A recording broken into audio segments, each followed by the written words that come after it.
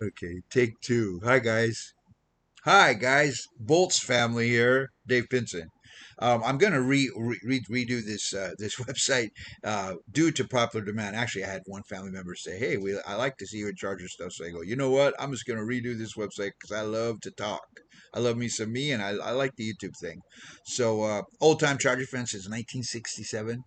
My dad took me to a Raiders game. We lost the Raiders game, and the Raiders were so dirty. They were spearing people out. They were just they played dirty. They were good when they were dirty, by the way. And the Chargers were terrible in those days. Perennial third place team, by the way. In those days, it was Denver and Oakland and the Chiefs were always last. By the way, they were really good. Anyway, or no, maybe it was anyway. Who cares? But I became a big fan when I was 11 years old, and they haven't stopped since. Had season tickets twice.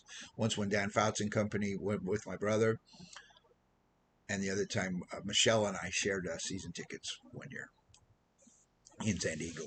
So I don't want to get into the whole history of it, but I want to say that I just want to start doing like maybe one video a week about what's happening with the season, and maybe review the game we had last week and talk about the game coming up, and any kind of topics that are really hot right now about the Chargers, right? So if you don't watch any Charger vlogs, watch this one because I'm a real fan. I've been a fan since 1967. I don't think any of those other bloggers out there can say that I've seen, right? I might not know as much as them, but I know the people that know, and I listen to them, and I do know a little bit. So talking about that game, well, here's what happened. Joe Alt goes out in the first quarter. By the way, so does Malik Neighbors. It's kind of funny because in the draft, those were the two options, really. Everybody says we were going to take Malik Neighbors, the best. He was the best receiver available at that time, but instead we took Joe Alt. Oh, what did you do? What did you do? Well, it turns out he's probably a future Hall of Famer. To be honest with you, he's amazing talent, and he protects the quarterback. And so what happens? So Joe Alt goes out. Malik Neighbors goes out on the other side. Well, the Giants were still able to move the football and win the game. We were not able to protect Justin and thus lost the game. So I don't want to get into the whole details of the whole game and break it all down for you. Um, but I'll say the defense in the very end played well enough to win the last part of the game. They put us in a position to win. The offense couldn't do it, and that's how we lost. And we only lost by 3 points, and we gave up 6 points to turnovers. So at the end of the day, it wasn't really as bad as everybody says it was because one of those turnovers was just like a great play by them. It was a fluke thing, and we only lost by 3 points. It's not like we got stomped 27. It's not like the Tampa Bay game last year. We didn't get annihilated, but we shouldn't have lost to them. And so moving on because we can't protect the quarterback, right? So the O line is the big thing moving forward. The O line. So what's the problem with the O line? Well, real quick here. So in the off season, everybody says, well, our receiving core is disgustingly bad. We only had one receiver, really, and our O line's really bad. Right? Everybody was okay with the D line because we have Thule and and Khalil Mack. And Thule had 4 sacks, and Thule actually played good. Now the other side, we'll talk about D line real quick, just for a second. The other side, not so good. But Dupree and whoever else they got out there, they didn't do it. They're not good. We need Khalil Mack will be back in a couple of weeks. So in the meantime, we need to go out and get somebody at the trade deadline. Just leave that on the shelf because the middle of the D line's really good. The rest of the defense is good, although they were terrible at that game. They didn't ever adjust. I don't know. It was like everybody was asleep. I don't know what was going on, but it looked really bad. Moving on, that happens. Hiccup. We'll call it a hiccup. But the O line was decimated, right? So they start off the year and they go out and get Makai Becton, who's good. He's really good. Makai Becton from the Eagles, and they got Makai Becton. They have at that time they had Slater and Joe Alt. So I think the best two tackles in football, and a really good guard. The rest of it, well, we didn't know Zion was that good, but Coach Harbaugh kept saying how great Zion was. Zion's good. Zion's good. Turns out he's not a bad guard. Turns out over the first 4 games he's done pretty well. Even in this game, he was the best lineman we had out there because nobody else was out there. That's why. So when people go down, though, we lost Slater for the whole season. We just paid him. He was one of the highest paid linemen in football, and then he's out before he. Oh, okay. And then they put Joe Alt over there to his natural position. He looks even better than he did last year, and then he's out, but he'll be back in a few weeks. Some people said 6 weeks, but I don't know. It's 3 to 6 weeks, something like that. It's a sprain. He'll be back. But in the meantime, what do? Well, we certainly can't do what we did last week because we have people out there. This guy, what was his name? Delius or something, that guy we picked up. And by the way, we're just picking up nobodies. The guys we're picking up now, they're no good. I mean, they're okay. You do the best with what you have, and you get the guys that have a little bit of seasoning, but it's not gonna save us. This guy Foster Sorrell, he wasn't that good. He was on our team before, and he wasn't that good. I guess he's better than what else is out there. It's really hard to trade for an offensive line. People don't give them up. The only hope is that one of these teams that is 0-4 we'll give somebody up, but we might have to wait a few weeks until they become 0-5. Or it's people aren't going to want to give up O lines because they're harder to find than D lines. And an O lineman is a precious thing to have, a good one. So anyway, and here's the other deal: Justin Herbert has been hit 40 sometimes. They said if this continues, he would be the most abused. I don't know, has the most hits, whatever they say, of any quarterback in history. And it's kind of funny because Coach Harbaugh was saying, "Well, we have to protect him. He everything has to be about him. He's great. We need to put him in the Hall of Fame and da da da." And then you do that, but you don't really go out and spend the money and get alignment. So this is my moment where I put on my hat, my backwards hat, and I just complain and I'm so sick of this. The coach is stupid, and how could he trust these guys? And they're no good, and blah blah blah. And then this is where I put my other hat on. See, but he's been a proven good coach. So what do we know about this? Well, coaching is important.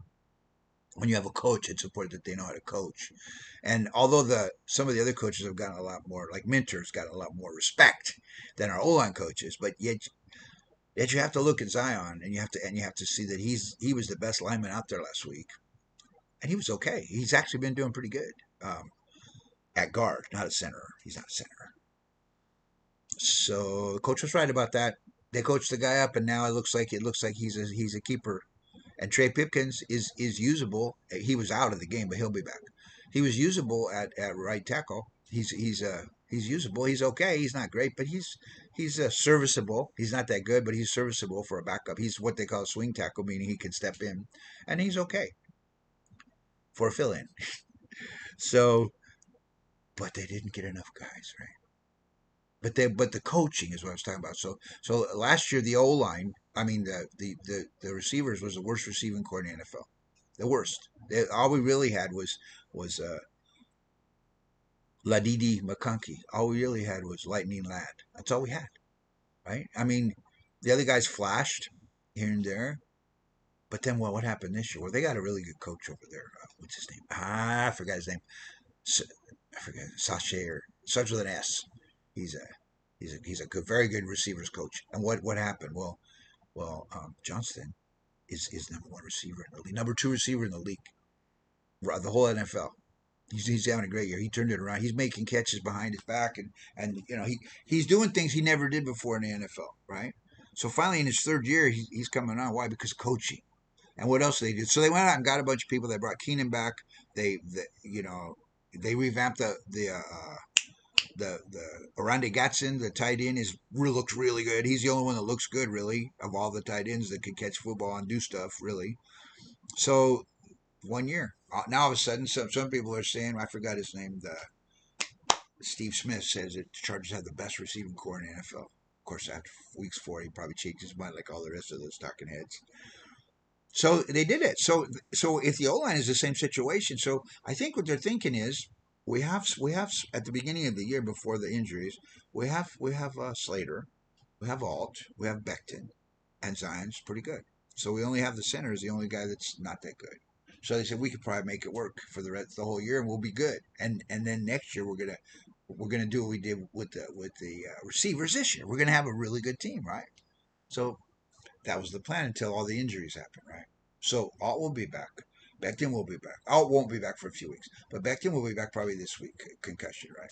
So you have Becton, Trey Pipkins, right tackle, and then you have next to him you have Makai Becton, Bradley Bozeman, Zion, and then they're going to move what's his name, Jamari Sawyer. They're going to move him to left tackle to take Joe's place, to take Alt's place for a few weeks till he comes back. Now here's the thing about that. He's a terrible guard. He got ate up for 2 weeks. He was terrible, one of the worst guards in all of football.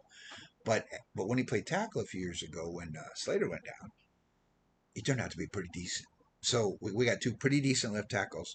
We got a pretty decent guard, and we got a very good guard on the other side. But Bradley Bozeman's got to go, guys. I don't know why the coach loves him. Well, he's one of the captains of the team. You know, he's got the best heart. And he's always there. Yeah, maybe he has a good heart. Maybe he's a good cheerleader. Maybe he's a really good person. Maybe, but through 4 games, he's the worst. He's the worst graded center by PFF. He's got the worst grades of any center in football. So how long can you just keep him out there because we really like him? It's not a football's not. It's not a sport where you put all the people you really like out there, and who cares if you win? Competitors welcome, right? Well, that James, the guy they got from the Raiders, he had an off year last year, but before that, he was a really good center, and it sounded like he was doing good in practice during the off season. Rome even said, "What did he say?" Oh, he said he was coming along and stuff, and I think Harbaugh kiboshed that because we never heard another word about him. So and he just they did. So I think Bozeman needs to go. He needs to sit down. So for now, it looks like they're going to have Bozeman center and everybody else. It's going to be okay. So I don't think it's as bad as everybody thinks. But if we get more injuries, it sucks because we don't have any backups. We don't. We don't. At this point, we don't have any backups. And the guys we're finding out there, they're not very good. There's a reason that they were out there available, to be honest with you. So that's what we got going on this week. I think we'll be all right. I certainly wouldn't give up on them. As far as the D line goes, we need to go out and get somebody on the other side of Thule. Thule stepped up. We got Khalil Mack when he comes back. In the meantime, those guys aren't cutting it on the other side. They're just not putting enough pressure on the quarterback. So that's all I got for now, guys.